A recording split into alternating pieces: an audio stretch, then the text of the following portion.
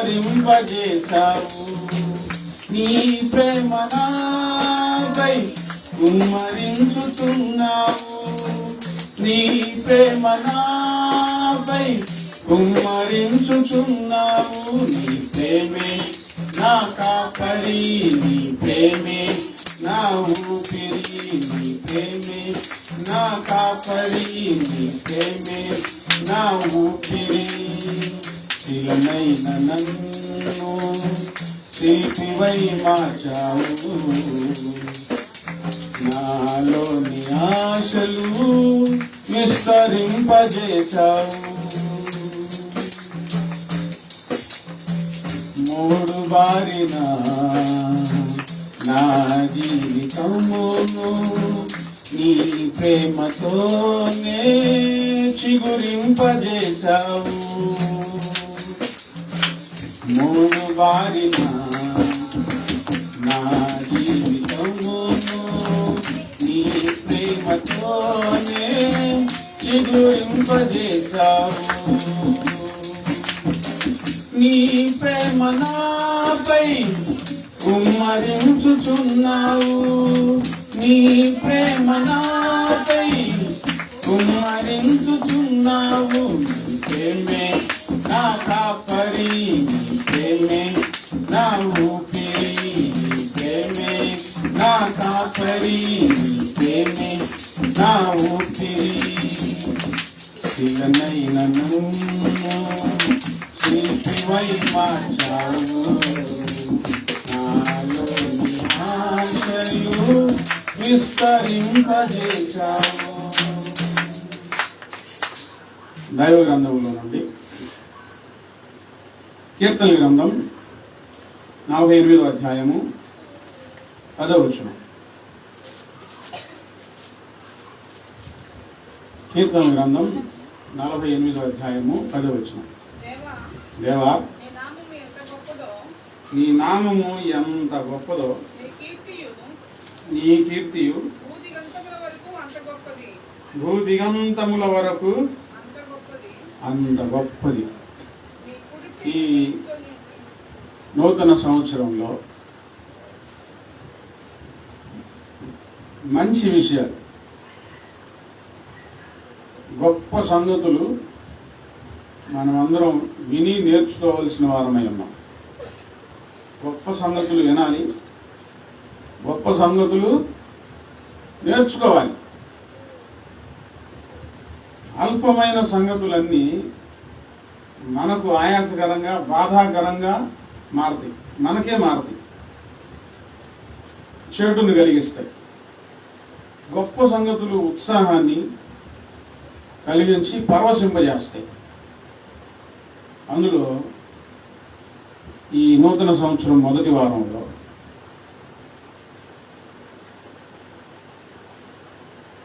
దేవా నీ నామము ఎంత గొప్పదో. కోరాహు కుమారుల గీతం. కోరాహు కుమారులు దేవుని నామం ఎంత గొప్పదో తెలుసుకున్నారు. చిన్నది కాదు, తృణీకరించేది కాదు, తీసివేసేది కాదు, హీనమైనది కాదు. దేవుని నామము గొప్పది. 2025 సంవత్సరాల క్రితం, క్రీస్తు శకం 200-300 సంవత్సరాల్లో లేదా 150-200 సంవత్సరాల లోపు రాసిన సంగతి అన్ని నామముల కన్నా యేసయ్య నామము పై నామము అని రాశారు. ఇప్పుడు కాదు, అనాదిలో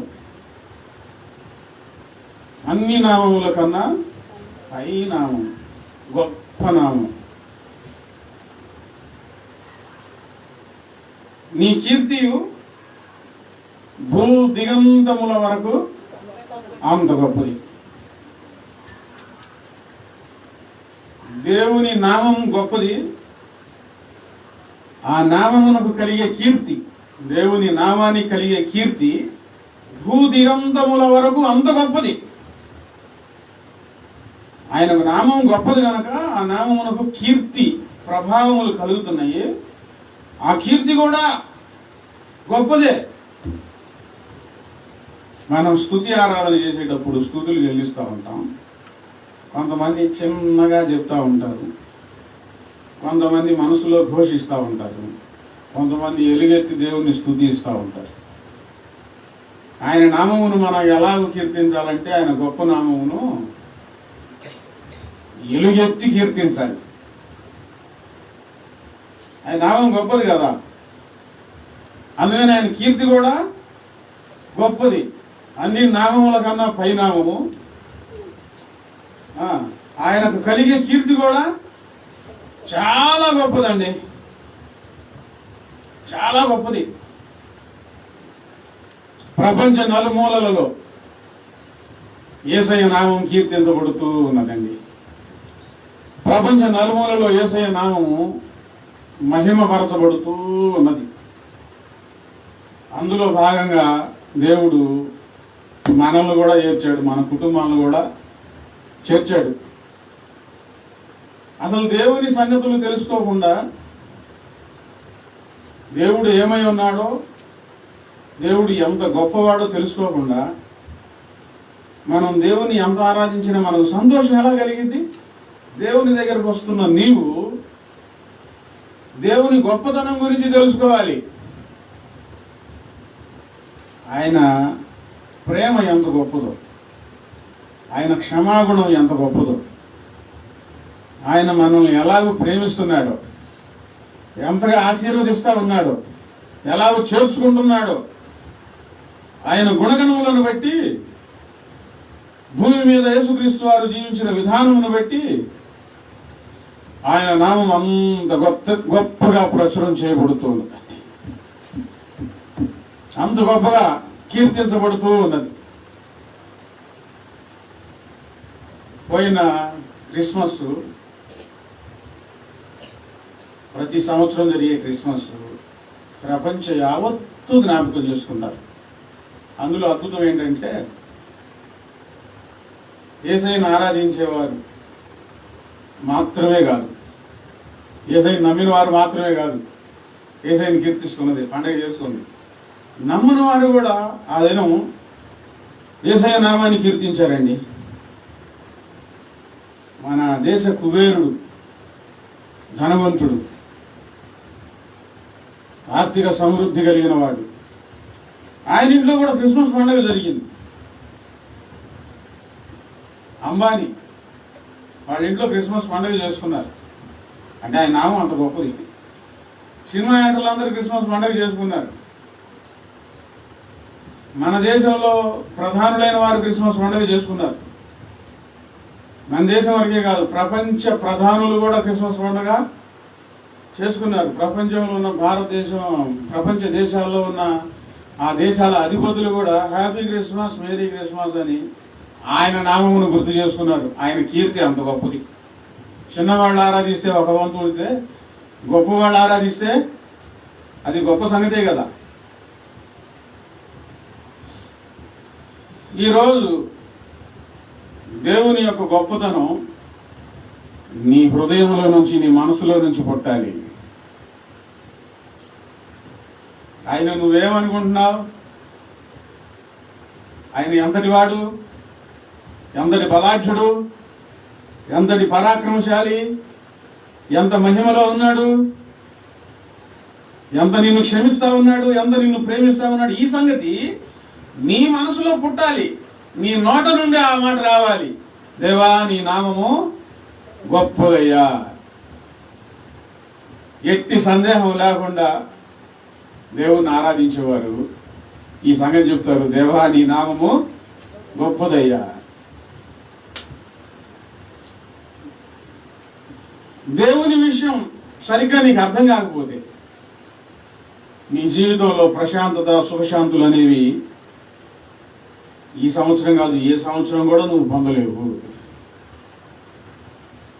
వాళ్ళు పాడుతూ దేవా నీ నామం ఎంత గొప్పదో, నీ కీర్తి అంతయు భూదిగంతముల వరకు, ఒక చోట కాదు, ప్రతి చోట భూ దిగంతముల వరకు అంత గొప్పది నాయన.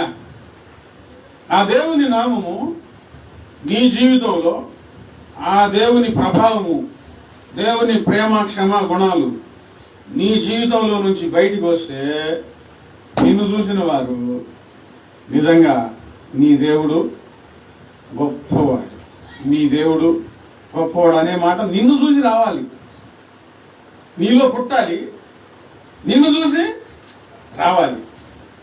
దేవుడు గొప్పవాడండి, ఎన్నటికి ఆయన గొప్పవాడు. చదవండి కీర్తనల గ్రంథం 49వ అధ్యాయము 9వ వచనం. 49:9 వారి ప్రాణ విమోచన ధనము బహు గొప్పది, అది ఎన్నటికీ తీరక అట్లుండవలసినదే. వారి ప్రాణ విమోచన ధనము బహు గొప్పది, అది ఎన్నటికీ తీరక అట్లుండవలసినదే. నీవు నేను మనమందరం ప్రపంచంలో ఉన్న ప్రతి వారు ఒకరికి రుణపడి ఉన్నారు. దేవునికి రుణపడి ఉన్నారు. ఆ రుణం ఎన్నటికీ తీరనిదే, తీర్చగలిగే రుణం కాదు. 2-3 సంవత్సరాల క్రితం ఒక సంఘటన, మన దేశం నుంచి పరాయి దేశం పని నిమిత్తం వెళ్తూ ఉన్నారు కదా, ఆ పని కోసం వెళ్ళినప్పుడు అక్కడ ఏదో మొత్తానికి ఏం జరిగిందో కానీ మన రాష్ట్రంలో ఒక ఆయనకి ఆ దేశంలో ఉరి శిక్ష పడింది. మన దేశంలో ఉంటే తిరిగి పోరాడి ప్రార్థన చేసుకొని ఏదో ఒకటి చేసి ఆ మరణ శిక్ష నుంచి తప్పించుకొని బయటికి తీసుకురావడమే కష్టం. వేరే దేశంలో మరణ శిక్ష పడింది. ఇప్పుడు అక్కడి నుంచి తేవాలంటే ఎన్ని తిప్పలు పడాలి, ఎన్ని దండాలు పడాలి, అసాధ్యం అన్నమాట. ఆ దేశంలో ఉన్న ఒక పెద్ద ఆయన ఈ సంగతి తెలిసి, ఈయనకి భార్య కుటుంబం ఉంది, భార్య పిల్లలు ఉన్నారు అని చెప్పి ఆయన ఎందుకు దయదలిచి దాదాపు ₹1 కోటి పైగానో వెల చెల్లించి ఆయన విడిపించి మన దేశానికి పంపించాను. ఇది ఆయన ప్రాణం తప్పించాడు. అక్కడి నుంచి మరణశిక్ష నుంచి ఆయన తప్పించాడు. ఇప్పుడు ఈయన వచ్చిన ఆయన్ని జీవితాంతం గుర్తు చేసుకుంటాడు. ఎందుకు? ఆయన చెల్లించిన వేళ ఈయన ఎన్నటికీ చెల్లించలేడు. చాలా పెద్ద వేళ. ఇతను పేదవాడు, ఎంతో కాలం కష్టపడవు. వాళ్ళు దేవుడు అదృష్టం చొప్పున దయదలిచి ఇస్తే తప్పితే. కానీ ఇతని మనసులో అతను స్థిరంగా నిలిచిపోతాడు కదా, నీ రుణం ఎన్నటికీ తీర్చుకోలేనయ్యా అని. ఇది ఈ భూమి మీద జరిగిన సంఘటన. వినండి. అయితే అక్కడ మరణం నుంచి తప్పించబడ్డాడు, కానీ ఒకరోజు మరలా చనిపోవాలి. ఈ మనుషుల ధర్మంలో పుట్టాలి, ఒకరోజు చనిపోవాలి. చనిపోయిన తర్వాత పరిశుద్ధమైన జీవితం లేకపోతే, నిజమైన దేవుని అంగీకరించకపోతే, పాపం నుంచి విముక్తి కలగకపోతే, పరిశుద్ధంగా మారకపోతే ఖచ్చితంగా నిత్య నరకానికి వెళ్లాల్సిందే. ఆ నిత్య నరకానికి నుంచి, అక్కడ మరణశిక్ష నుంచి అతను తప్పించగలిగాడే కానీ నిత్య నరకానికి నుంచి తప్పించగలుగుతాడా?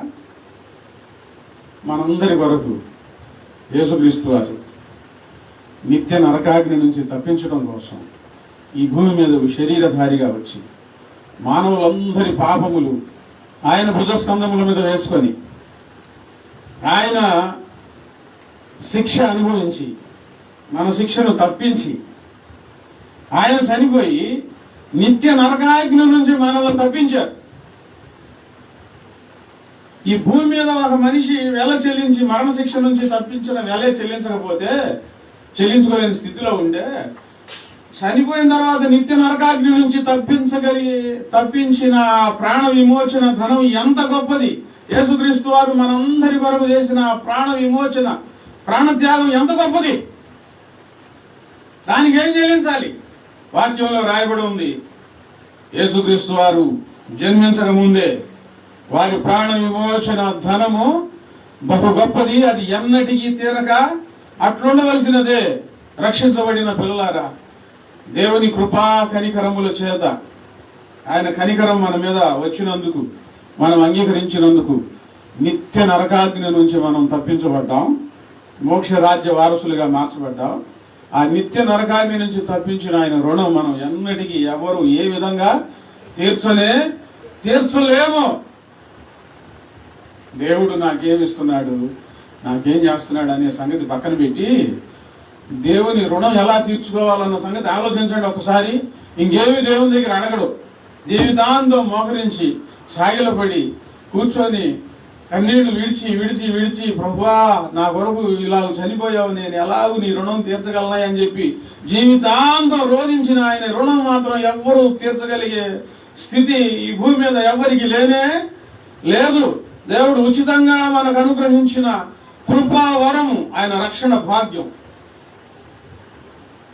ఆ విమోచన ధనము చాలా గొప్పదండి. ఆయన మనసు చాలా గొప్పది, ఆయన ప్రేమ చాలా గొప్పది. దేవుడు మనల్ని విమోచించిన సంగతి చాలా గొప్పది. ఏం చేయాలి?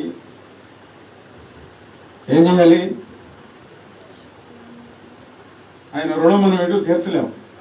ఏమిచ్చినా ఆయన రుణం మనము తీర్చలేము. పాపాలు ఎవరు తీయగలుగుతారు? ఎవరు తీయలేరు.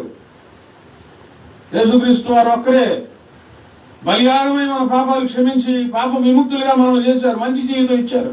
ఏం చేయాలి చెప్పండి? ఏం చేయాలి? మన ఇష్టం వచ్చినట్టు భక్తి చేయాలి కదా.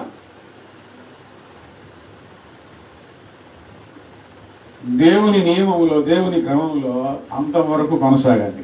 భయభక్తులతో, దీనులమై, విరిగి నలిగిన హృదయముతో, చెప్పండి, దీనులమై భయభక్తులతో విరిగి నలిగిన హృదయాలతో తగ్గించుకొని ఆయన పాద సేవ, ఆయన పాదాల సన్నిధిలో ఆయన మాటలు వింటూ, ఆయన వాక్యం చదువుకుంటూ, ఆయన పరిచర్య చేస్తూ అంతవరకు కొనసాగితే చాలండి. అంతకు మించి ఆయన మన దగ్గర నుంచి ఏమి కోరుకోవడం లేదు. మరో సంగతి, ఈ రోజు వరకు మనకి ఎంత ఆరోగ్యం ఇచ్చాడు, ఈ రోజు వరకు ఎన్ని ప్రమాదాల నుంచి దేవుడు కాపాడాడు, ఎన్ని మేలులు చేశాడు, ఎన్ని భయంకరమైన సంఘటనల నుంచి తప్పించాడు, ఎంత ఉపకారం చేశాడు, ఎంత ఆహారం ఇచ్చాడు మనకి.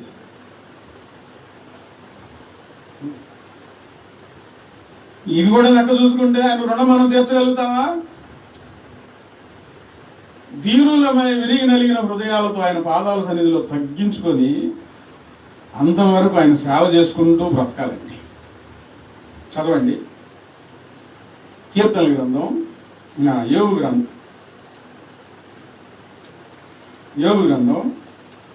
22వ అధ్యాయము 5వ వచనం. యోబు గ్రంథం 22:5. నీ చెడుతనం గొప్పది కాదా, నీ దోషములు మితి లేనివి కావా. ఇప్పుడు దేవుని గురించి, దేవుడు చేసిన కార్యం గురించి ధ్యానం చేసుకున్నాం. ఆయన నామం గొప్పది, ఆయన మన కొరకు చేసిన ప్రాణత్యాగం గొప్పది, ఆయన కీర్తి భూదిగంధముల వరకు గొప్పది. మన దాకా వస్తే బైబిల్ గ్రంథంలో రాయబడిన మాట, నీ చెడుతనం గొప్పది కాదా, నీ దోషములు మితిలేనివి కావా.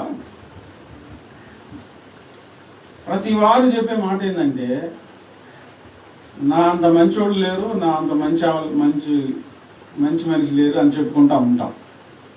ఈ మాటే వచ్చింది. లేదా నేను మంచోడిని చెడ్డోడిని ఇట్లా చెప్పుకుంటా ఉంటారు.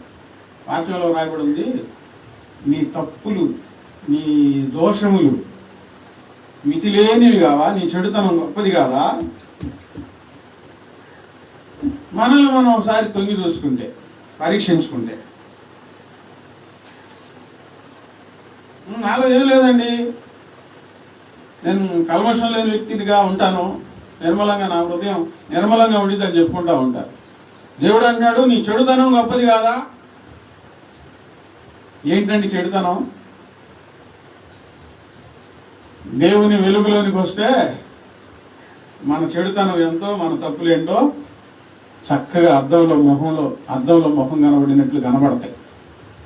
ఆరాధ్యమూర్తి గారు బైబిల్లో తప్పులు పట్టుకుందామని బైబిల్ చదవటం ప్రారంభించారు. చదువుతూ ఆయన యేసయ్యను నమ్ముకొని గొప్ప సేవ చేశారు. గోవిందపురం వాళ్ళు బ్రాహ్మణులు, గోవిందపురం వాళ్ళది. ఇప్పుడు కూడా వాళ్ళ కుటుంబం బంధువులు అక్కడ ఉన్నారు. ఆయన చెప్పిన మాట, నేను బైబిల్లో తప్పులు ఎదుగుదామని చదవటం మొదలుపెట్టాను, బైబిల్ నా తప్పులు చూపించింది. వాక్యంలో రాయబడి ఉంది, కీర్తనల గ్రంథంలో, తన పొరపాట్లు కనుగొనగలిగిన వాడు ఎవడు? నేను మంచివాడిని, నేను మంచిదాన్ని ఇట్లా చెప్పుకుంటా ఉంటాం, కానీ పొరపాట్లు కనుగొనగలిగిన వాడు ఎవడు? బైబిల్ చదివితే జాగ్రత్తగా మనసు పెట్టి మన తప్పులన్నీ కనబడతాయి. ఒక సంగతి, అబద్ధాలు చెప్పకుండానే బ్రతికామా? ఎవరినో ఒకళ్ళు మోసం చేయకుండానే బ్రతికామా? ప్రభు నమ్మకం ముందు ఎన్ని అబద్ధాలు! చిన్నప్పటి నుంచి లెక్కేసుకుంటే ఎన్ని? నీ చెడుతనం గొప్పది కాదా నువ్వు రాయబడి ఉంది కదా. ఏంటంటే ఒక్క విషయం, కొంతమంది చిన్న తప్పులు చేస్తుంటారు, కొంతమంది పెద్ద తప్పులు చేస్తూ ఉంటారు, చిన్న పొరపాట్లు జరుగుతూ ఉంటాయి. ఒక అబద్ధాల విషయం తీసుకున్నాం, అందులో రకరకాల తప్పులు చేస్తూ ఉంటారు. చిన్నప్పటి నుంచి ప్రభు నమ్ముకునే వరకు ఎన్ని అబద్ధాలు!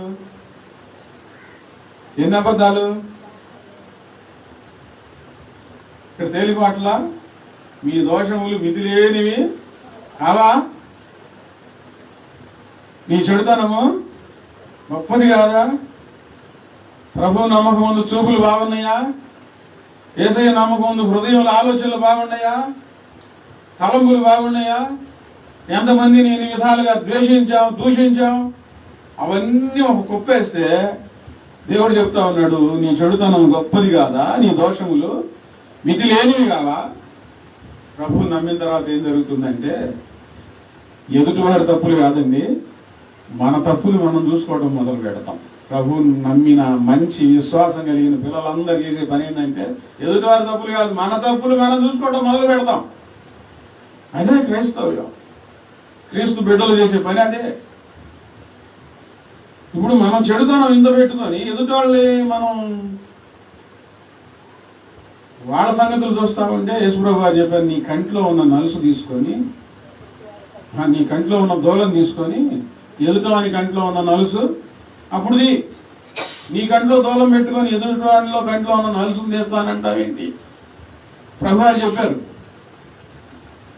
చెడుతనం అన్నది గొప్పది. ఆదికాండంలో 5వ అధ్యాయంలో రాయబడి ఉంది, దేవుడు భూమిని చూసినప్పుడు అది చెడిపోయిండును, నరుల చెడుతనము భూమి మీద గొప్పది. అందులో 18వ అధ్యాయం 20వ వచనంలో, ఆదికాండం 18:20లో, సొదొమ గొమొర్రాల పట్టణముల మొర గొప్పది. ఆ పట్టణాలు సొదొమ గొమొర్రా పట్టణాలు. ఆ పట్టణాలు ఏం జరిగింది? భూమి చూసినప్పుడేమో భూమి మీద నరుల చెడుతనం గొప్పదిగా కనబడింది. ఇప్పుడు సొదొమ గొమొర్రా పట్టణాలు చూస్తే ఆ సొదొమ గొమొర్రా పట్టణాలు మొర గొప్పది, భయానకరమైన గొప్ప, దాంట్లో మరీ గొప్పదనమాట, భయంకరమైన చెడుతనం. ఆ పట్టణంలో మొర దేవుని దాకా వెళ్ళింది. అనాథలు కేకలు వేసి అడుగుతున్నారు, ప్రభువా నువ్వు ఎక్కడున్నావు, మమ్మల్ని కాపాడమని. విధవరాండ్రు కేకలు వేస్తున్నారు, అయ్యా మమ్మల్ని కాపాడయ్యని. పేదవారు కేకలు వేస్తున్నారు, అయ్యా వీళ్ళ చేతుల్లో నుంచి మమ్మల్ని కాపాడండి అయ్యా అని. ఆ పట్టణస్థులో బలత్కారం ఎక్కువైపోయింది. పట్టణంలో వీళ్ళు మొర పెడతా ఉన్నారు. దేవుడే దిగి వచ్చి చూశాడు. చూస్తే చిన్నలు మొదలుకొని ముసలివారి వరకు దేవుడు తగ్గించుకొని ఆ భూమి మీదకి వచ్చి లోతు కుటుంబంలోనికి వస్తే లోతు దగ్గరికి వచ్చి, నీ ఇంటికి వచ్చిన వాళ్ళు ఎవరు, వాళ్ళతో మేము పాపం చేయాలి, వాళ్ళని బయటికి తీసుకురా అని చెప్పి గందరగోళం చేసేసేసారండి అందరూ. అప్పుడు దేవుడు చూశాడు, వీళ్ళ పాపం పండింది. లోతు కుటుంబాన్ని తప్పించాడు. ఆయన ఆరోహణమై దేవదూతలు ఆరోహణమై పరలోకానికి వెళ్ళిపోయారు. అగ్ని గంధకాలు కురిపించబడి ఆ పట్టణం నేటి వరకు అంతే ఉన్నది. ఇప్పుడు వెళ్ళి చూసిన ఆ సొదొమ గొమొర్రా పట్టణాల్లో అగ్ని గంధకాలు అక్కడ దొరుకుతాయి. క్రీస్తుకు పూర్వం 1000 సంవత్సరాల క్రితం జరిగిన సంఘటన ఇప్పుడు కూడా అగ్ని గంధకాలతో దేవుడు ఆ పట్టణాన్ని కాల్చివేసేసాడు. ఎందుకంటే ఆ పట్టణంలో జరిగిన పాపము అంత గొప్పది. పాపం చేస్తూ ఉంటే దేవుడు ప్రేమించి సమయం ఇస్తాడు, కానీ పాపం మితిమీరితే మాత్రం సహించడండి. ఆ పట్టణంలో చిన్నవాళ్ళని, ముసలివాళ్ళని, పెద్దవాళ్ళని అందరినీ అగ్ని గంధకాలు కురిపించి కాల్చివేసేసాడు. ఇంతవరకు అక్కడ జీవన విధానం అనేది లేనే లేదు. దేవుని పిల్లలారా, మన ద్వారా ఎవరైనా బాధపడి మొరబెడితే దేవుడు కన్నెర చేస్తే చాలా ప్రమాదంలో పడతాం. ఎవరిని బాధ పెట్టకుండా చూసుకోవాలి. విశ్వాస జీవితంలో మన తప్పులేంటో మనం తెలుసుకోవాలి. మొదట ధ్యానం చేసుకున్నాం కదా, ప్రాణ విమోచన ధనము గొప్పదని. దేవుడు చూపిన ప్రేమ గొప్పది, మన పాపాలు కూడా గొప్పవి. అవన్నీ ఆయన మీద వేసుకొని మన శిక్షను తప్పించి సొదొమ గొమొర్రా పట్టణం తగలబెట్టినట్లు మనం తగలబెట్టలేదు. కనికరం చూపించి మనం రక్షణ భాగ్యం ఇచ్చి మోక్షరాజ్య వారసులుగా చేశాడు ఆయన. చేసిన తప్పులన్నిటిని బట్టి ఎవ్వరు మన మీద అజమాయిషీ చేయాల్సిన అవసరం లేదు. కానీ మన తప్పులే మన మీద నేరారోపణ చేస్తే దేవుడు చర్య తీసుకుంటే ఎవరు కాపాడలేరు మనల్ని. ఎవరు కాపాడలేరు ఆయన చర్య తీసుకోవడం మొదలు పెడితే. ఈ సంవత్సరంలో ఏం జ్ఞాపకం చేసుకోవాలి? ఏం జ్ఞాపకం చేసుకోవాలి? పోయిన సంవత్సరంలో దేవుని నమ్మి కూడా ఎన్ని తప్పులు చేశాను, ఎన్ని పొరపాట్లు జరిగింది. ఆయన వెలుగులోనికి వచ్చి చూసుకోవాలి. వాక్యంలో పొరపాటు చేయలేదనుకోండి, తప్పులు చేయలేదనుకోండి, ఆయన ఏం చేస్తాడు? మన పక్షాన్ని నిలవబడతాడు. హల్లెలూయా. నీ పక్షాన్ని నిలవబడతాడు ఆయన. నీ జీవితంలో దేవుని నమ్మి కూడా పొరపాట్లు ఉన్నాయి, ఇంకా చెడుతనం జరుగుతుందనుకో, నీకు విరోధి అవుతాడు. ఏంటి? దేవుడు విరోధి అయితే ఏం చేయలేం. దేవుడు మన పక్షంలో ఉంటే ఎవరు ఏమీ చేయలేరు. దేవుడు నీ పక్షమై ఉండాలి. నువ్వు పరీక్షించుకోవాలి. ప్రభువు నమ్మిన తర్వాత, నమ్మక ముందు సంగతి తర్వాత వేరు. నమ్మిన తర్వాత కూడా నీ జీవితంలో చెడు కార్యాలు జరుగుతూ ఉంటే ఆయన సహించగలుగుతాడా? నిన్ను విడిపించిన ఆయన ప్రేమ, నిన్ను విడిపించిన ఆయన రక్తం, నిన్ను విడిపించిన ఆయన దెబ్బలు ఎంత గొప్పవో వాటిని పక్కన పెట్టి మరలా దుష్ట హృదయంతో జీవిస్తూ ఉంటే దేవుడు సహించగలుగుతాడా అండి? ఈ నూతన సంవత్సరంలో ఒకసారి నీ తప్పులు చూసుకో. వాక్యం బాగా చదువు. వాక్యంలో వినబడుతున్నప్పుడు నీ తప్పులు దేవుని దగ్గర అంగీకరించు. అతిక్రమములు ఒప్పుకొని విడిచిపెట్టువాడు వర్ధిల్లుతారు. ఈ సంవత్సరంలో వర్ధిల్లాలంటే నీ తప్పులు ఒప్పుకొని విడిచిపెట్టు, నువ్వు వర్ధిల్లుతావు. నువ్వు తప్పులు దాచిపెట్టుకొని నేను చేసేది కరెక్టే అనుకుంటే వర్ధిల్లకపోతే ఎవరికి నష్టం? ఇప్పుడు వాక్యం చెప్పేది ఎవరి కోసం? మీకోసమేగా. మీరు వర్ధిల్లాలనేగా. తప్పులు ఏ మనిషి జీవితంలో ఉన్న తప్పులు నిన్ను దేవుని దగ్గర నుంచి వర్ధిల్ల చేయనీయవు. అన్ని ఆటంకాలు ఎదురవుతాయి, అన్ని ఇబ్బందులు ఎదురవుతూ ఉంటాయి, అణగారిపోవాల్సి వస్తూ ఉంటుంది. మనం మంచి చేశామనుకోండి, దేవుడు మన తల ఎత్తుతాడు. ప్రైజులాట. హల్లెలూయా. దేవుడు హెచ్చించువాడు ఆయనే, తగ్గించువాడు ఆయన. ఎందుకు తగ్గిస్తాడు? జీవితం సరిగ్గా లేకపోతే, ఆత్మీయ జీవితం సరిగ్గా లేకపోతే నువ్వు తగ్గించబడతావు. ఆత్మీయ జీవితం బాగా ఉంటే ఆయన హెచ్చిస్తాడు. ఎవరు ఆపలేరు దేవుడు హెచ్చిస్తా ఉంటే. దేవుడు నిన్ను తగ్గిస్తున్నాడు అనుకో, ఎవరు నీకు సహాయం చేయలేరు, ఎవరు నిన్ను పైకి తీసుకొని రాలేరు. ఈ సంవత్సరం అంతా జాగ్రత్తగా, ఒకప్పుడు దేవుడు మన గొప్ప పాపాలు ఆయన క్షమించాడు, మన గొప్ప చెడుతనాన్ని ఆయన క్షమించాడు. ఆయన శిలువ మీద వేదన పడుతూ, తండ్రి వీరేం చేస్తున్నారు, వీరు ఎరుగరుగా వీరిని క్షమించమని ప్రార్థన చేసి, ఇప్పుడు కూడా నేను ఈ గతించిన సంవత్సరం అంతా నేను ఆయన క్షమిస్తూ వచ్చాడు, దయ చూపిస్తూ వచ్చాడు, కనికరించాడు. ఈ సంవత్సరంలో ఎలా ఉండాలి? ఏం చేయాలి చెప్పండి? ఏం చేయాలి? పొరపాట్లు జరగనివ్వకుండా నోరు, చూపు, తలంపులకు హద్దులు వేయాలండి.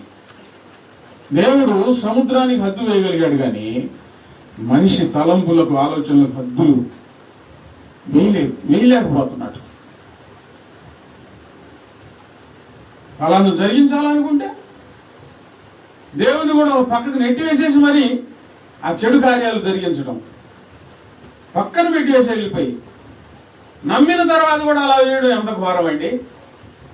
ప్రభువు నమ్మి అబద్ధాలు చెప్పడం ఎంత ఘోరం, ప్రభువు నమ్మి మాయ మాటలు చెప్పడం ఎంత ఘోరం, ప్రభువు నమ్మి గర్వంతో జీవించడం ఎంత ఘోరం. దేవుడు మనల్ని పిలిచింది ఎందుకు? దీనులమై విరిగి నలిగిన హృదయాలతో ప్రభువుని ఆరాధించాలి. సాతాను భ్రమ పెడతాడు, సాతాను మోసం చేస్తాడు. నువ్వు బాగానే ఉండాలని చెప్పి నిన్ను వెనక్కి లాక్కొని వెళ్తా ఉంటాడు. తప్పులు చేయకుండా మనం జాగ్రత్తగా, పాపం చేయకుండా, పాపానికి దూరంగా, అంత ప్రేమ చూపించిన దేవునికి దగ్గరగా మనం జీవించాలి. విలాప వాక్యాలు 2:13. విలాప వాక్యాలు 2వ అధ్యాయం 13వ వచనం.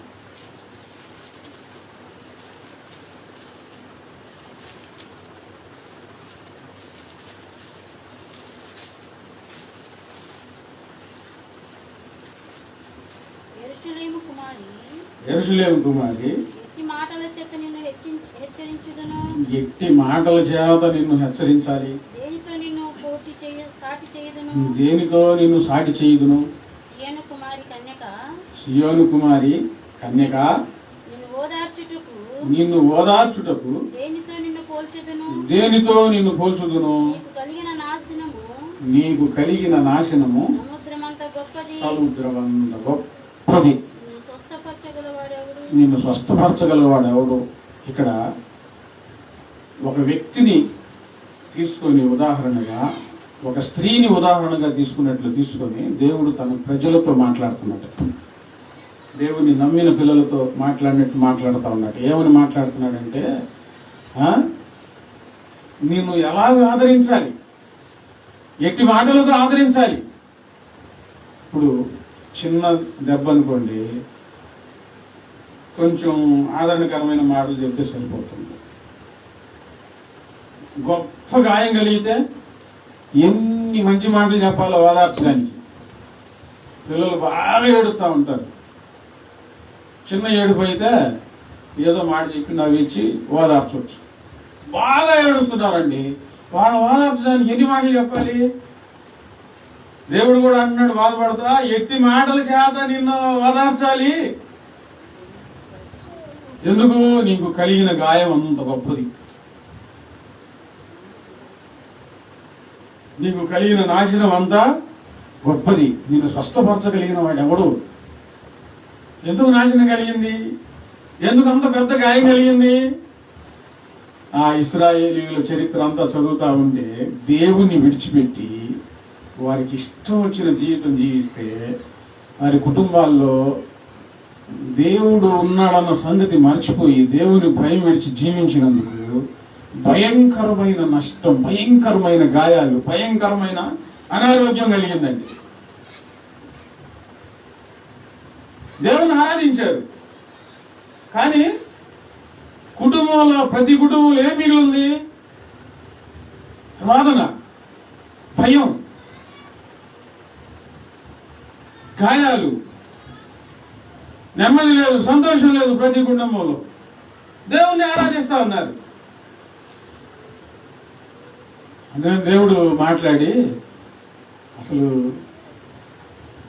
ఎంత గాయం తగిలింది నీకు, ఎంత బాధపడుతున్నావు, ఎంత నాశనం వచ్చింది నీ దగ్గరికి, అది చాలా గొప్పది. చెప్పండి, ఏంది? గొప్ప నాశనం. దేవుని నమ్మి కూడా దేవునికి విరోధంగా జీవిస్తుంటే ఏమి కాచుకొని ఉంటుంది? చెప్పండి. వాక్యానుసారంగా జీవితం లేకపోతే, దేవుని ఆరాధిస్తూ ఒక పక్కన సరైన జీవితం లేకపోతే ఏం కాచుకొని ఉంటుంది? గొప్ప నాశనం. అందుకే వాక్యాల్లో గద్దించి గద్దించి గద్దించి చెప్పేది జాగ్రత్తగా ఉండండి, జాగ్రత్త. దేవుడే జాగ్రత్త చెప్పాడు. మీకు కలిగిన దాన్ని గట్టిగా పట్టుకోండి. దేవుడైన యెహోవాను మరిచిపోతున్నాయేమో. పూర్ణ హృదయంతో, పూర్ణ ఆత్మతో, పూర్ణ సత్యంతో నువ్వు ఆయన్ను ఆరాధించాలి. ఆయన ఆజ్ఞలు విస్మరిస్తావేమో, ఆయన ఆజ్ఞలను దూరం చేసుకుంటావేమో, జాగ్రత్త అని దేవుడు మోషే చేత చెప్పించాడు. యేసు ప్రభు వారు కూడా చెప్పారు, మీ భక్తి జీవితం జాగ్రత్త. మన భక్తి జీవితం సరిగ్గా జీవించకుండా కలిగే నష్టాలకు దేవుడు కారణం ఏమాత్రం కానే కాదు. మన పొరపాట్లు, మన లోపాలే మన జీవితంలో కలిగే నాశనాలు. ఈ సంవత్సరం సంతోషంగా ఉండాలంటే దేవుని పాదాలు పట్టుకొని భయభక్తులతో ఉండాలి. 31వ కీర్తన 19వ వచనం. కీర్తన 31:19. నీ యందు భయభక్తులు గలవారి నిమిత్తము నువ్వు దాచి ఉంచిన మేలు ఎంతో గొప్పది. దేవుని పిల్లలారా, మీరు కొద్దిమందిగా ఉన్న నేను చెప్తున్న మాట,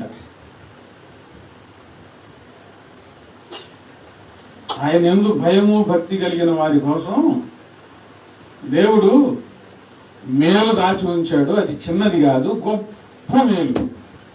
ప్రైజ్ ది లార్డ్. దేవుని స్తోత్రం.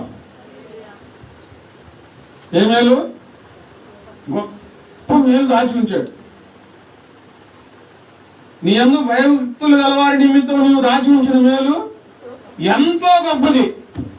ఆ కింద ఇంకేం చెప్తారో తెలుసా? నరుల ఎదుట నిన్ను ఆశ్రయించు వారి నిమిత్తం నీవు సిద్ధపరిచిన మేలు ఎంతో గొప్పది. నరుల ఎదుట, ఈ మనుషుల ఎదుట యేసుప్రభు వారిని ఆరాధించాలి అంటే, యేసుప్రభు వారి దగ్గరికి రావాలి అని అంటే ఎంత కష్టమో, చాలా కష్టం. ఒక కులంగా, ఒక పనికిరాని మతంగా, ఒక పనికిరాని దేవునిగా చూసే ఆ జనుల మధ్యలో నుంచి యేసయ్యను నమ్ముకోవాలంటే చాలా కష్టం. నరుల ఎదుట నిన్ను ఆశ్రయించు వారి నిమిత్తం, ఈ మనుషుల మధ్యలో నుంచి నాకు దేవుడు కావాలి, నా ప్రభువు కావాలి అనుకుని వస్తూ ఉంటారే, వాళ్ళ కోసం అంట దేవుడు ఎప్పుడైతే వస్తూ ఉంటారో అక్కడ దేవుడు గొప్ప మేలు సిద్ధం చేసి ఉంచుతాడంటే. ఎవరి కోసం? వచ్చిన వారి కోసం. దేవుడు నాకేం ఇచ్చాడు, నాకేం చేస్తున్నాడు అనుకోకండి. ఎప్పుడైతే మీరు వస్తున్నారో పరలోకంలో గొప్ప మేలు నీ కోసం దేవుడు దాచి ఉంచుతున్నాడు. చిన్నది కాదు అది. ఆయన యందు భయము భక్తి కలిగి ఉంటే గొప్ప మేలు దాచి ఉంచుతున్నాడు. చిన్నది కాదని, పనికిరాంది కాదు. దేవుని సన్నిధానంలో కీడే మాత్రం లేదండి, భయపడే పనే లేదు. మేలు అన్ని మేలులే.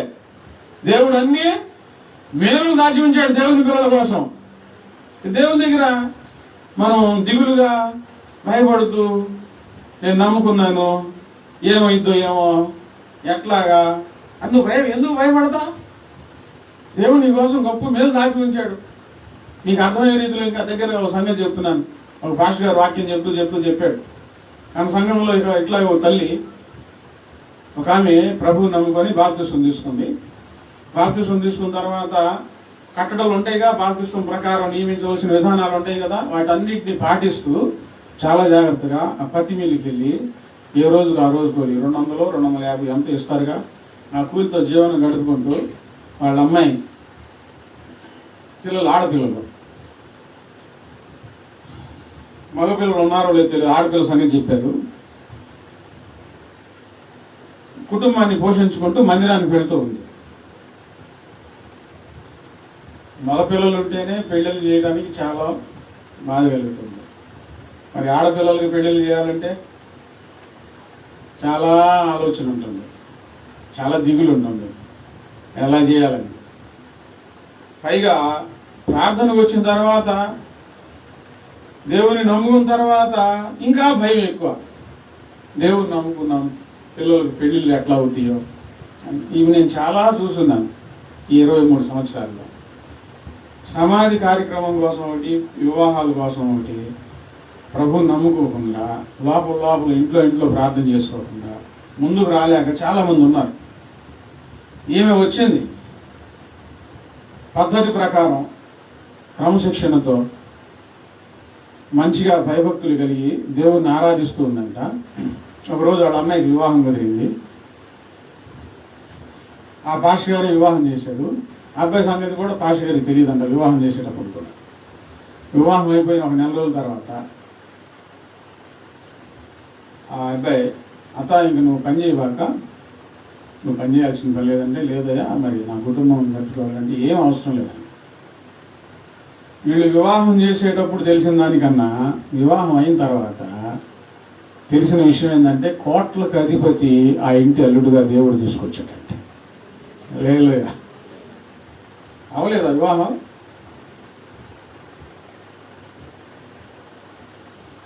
ఏమేమి దాచి ఉంచాడు ఆమెకి? అల్లుడు దాచుకుని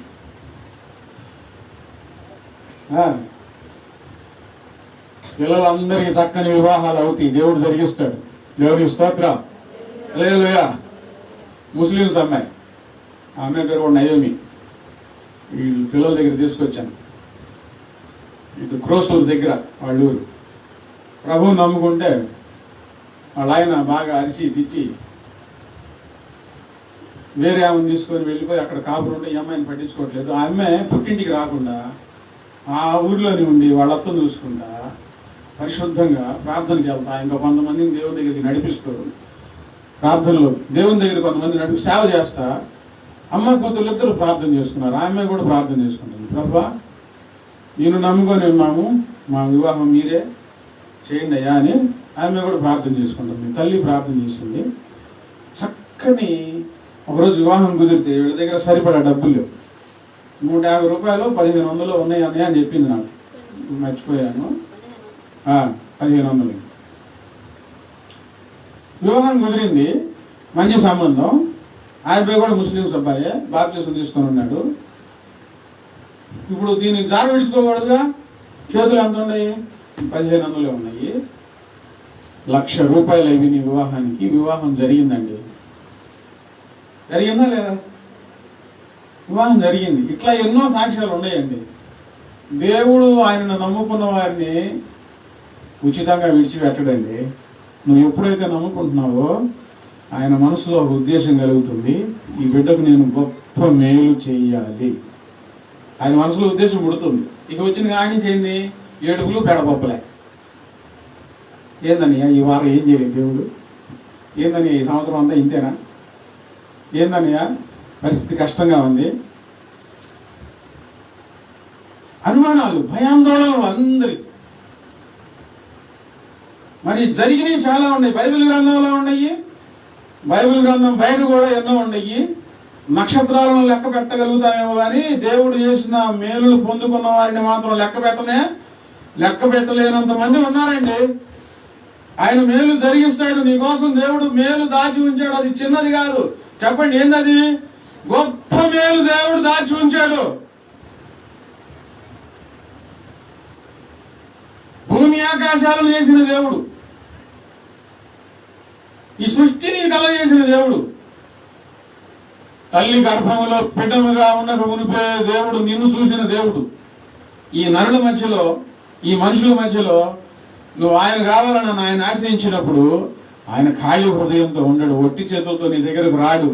ఆయన మేలు నీ కోసం దాచి ఉంచాడు. యథార్థంగా ప్రవర్తించు వారికి ఆయన ఏ మేలు చేయక మానడు, ఏ మేలు కొదువై ఉండదని వ్రాయబడి ఉంది. గొప్ప మేలు దేవుడు నీ కోసం దాచి ఉంచాడు. ఎందుకో తెలుసా? ఆయన గొప్పవాడు కనుక అన్ని గొప్ప కార్యాలే దేవుడు నీ పట్ల జరిగిస్తాడు. ఆయన గొప్పవాడు కనుక గొప్ప సంగతులే దేవుడు నీకు చూపిస్తాడు. ఆయన గొప్పవాడు కనుక గొప్ప మేలులే ఆయన నీకు చేస్తాడు. చిన్నవి కాదు. చెప్పండి ఏంటి? చిన్నవి కాదండి, గొప్ప మేలులు దేవుడు జరిగిస్తాడు.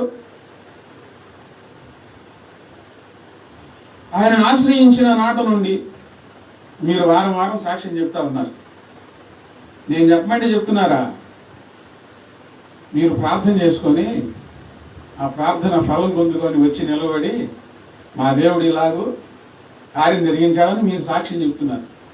ఆ గొప్ప మేలులో ఇవి కూడా ఎన్నో. కీర్తనల గ్రంథం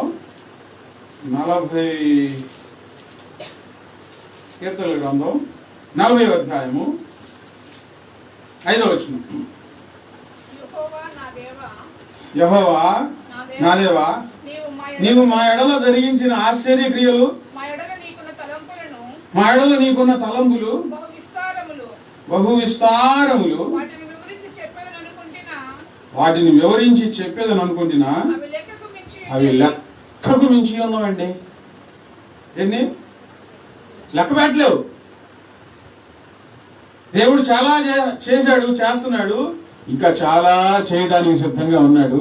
ఆయన నీ కోసం దాచిపెట్టిన మేలు చాలా గొప్పది. ఆ గొప్ప మేలు కావాలంటే ఏం చేయాలి? భూమి మీద నరుల ఎదుట ఆయన ఆశ్రయించి దీనులమై విరిగి నలిగిన హృదయాలతో భయభక్తులతో నమ్మకంగా దేవుని ఆరాధిస్తూ ఉండాలి.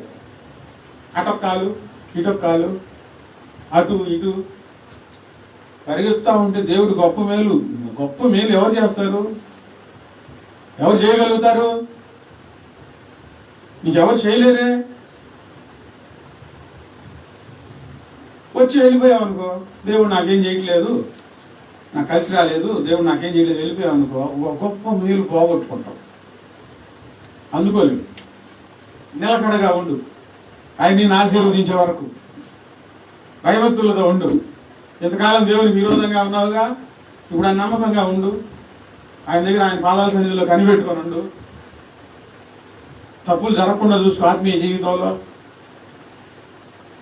సాతాను వైపు చూడబాక, లోకం వైపు చూడబాక. ఆయన పాద సన్నిధిలో కూర్చొని ఉండు, కనిపెట్టుకొని ఉండు. ఒకరోజు ఆయన దగ్గర నీ దగ్గరకు వస్తాడు. నేను ఊహించుకొని చెప్తున్నాలే, బైబిల్ ఇలా ఉన్నాను కాదు, నేను చెప్తున్నాను. నీ దగ్గరకు వస్తాడు ఆయన, చేతులు అంగాలు పెట్టుకొని వస్తాడు. బిడ్డా, నా కుమారి, నా కుమారుడా, ప్రభువా వచ్చావా, రాయ్యా అంటారు. నీకోసం ఏం తెచ్చాను చెప్పుకో. మనసులో కలివీలు మొదలైతే దేవుడు ఎందుకు తెచ్చాడు, ఏం తెచ్చాడు చెప్పు, ఏం తెచ్చుకున్నాడు? గొప్ప అల్లుడిని తెచ్చా, హల్లెలూయా. గొప్ప కోడలను తీసుకొచ్చా, గొప్ప బహుమానం తీసుకొచ్చా, గొప్ప బహుమానం తీసుకొచ్చాను. ఆశ్చర్యపోతావు, గంతులు వేస్తావు, లేడ దూడవలే, కొవ్విన దూడవలే గంతులు వేస్తావు. నీరసించబాక, నేను విసుగు చెందబాక. విసుగు చెంది పాపం చేయొద్దు. నాకేం చేయట్లేదు కదా ప్రభు అని చెప్పి ప్రార్థన మానేసేసి, బైబిల్ చదవడం మానేసేసి, పరిచర్య మానేసేసి విసుగు చెంది పాపం చేయగాక కనిపెట్టుకొని ఉండు. ఈ సంవత్సరంలో గొప్ప అద్భుతాలు నీ కన్నులకు కనబడును గాక.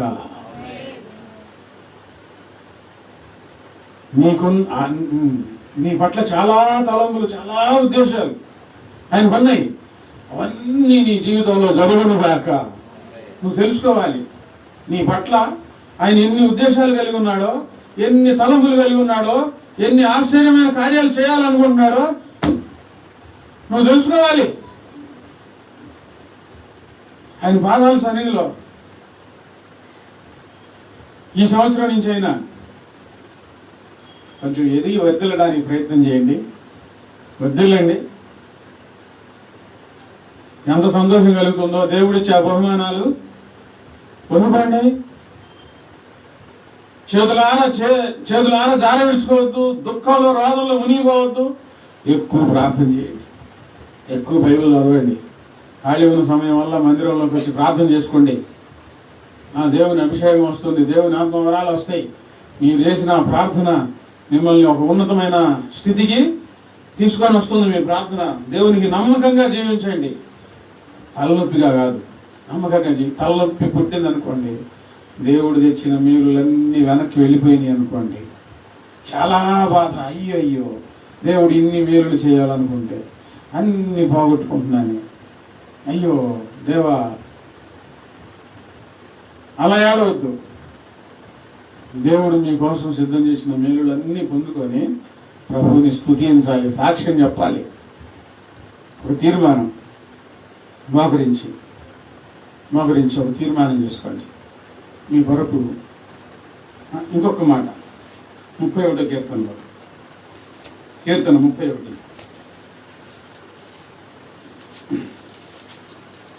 అదే వచనంలో 30 వచనం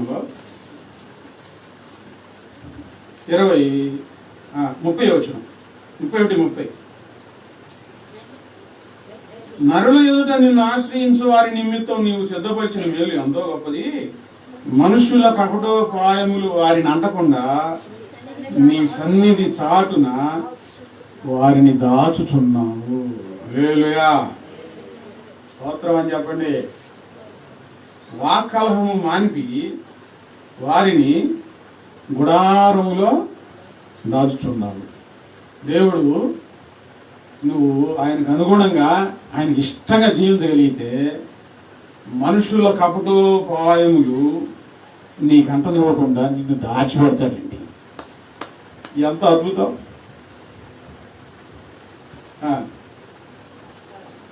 ఆయన సన్నిధిలో చాటును దాచిపెడతాడు.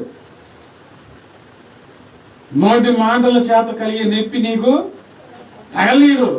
ఎవరు చేయగలుగుతారు ఆ పని? వాక్కలహము మానిపి వారిని గుడారంలో దాచుతున్నావు. దేవుడు దాచిపెట్టాడు అనుకోండి, నిన్ను సడుగులు, గొణుగులు, నీ మీద పళ్ళు ఉరకటాలు, నేను చూసి ద్వేషించేవారు, ఆ బాధ అంతా నీకు తగలదు.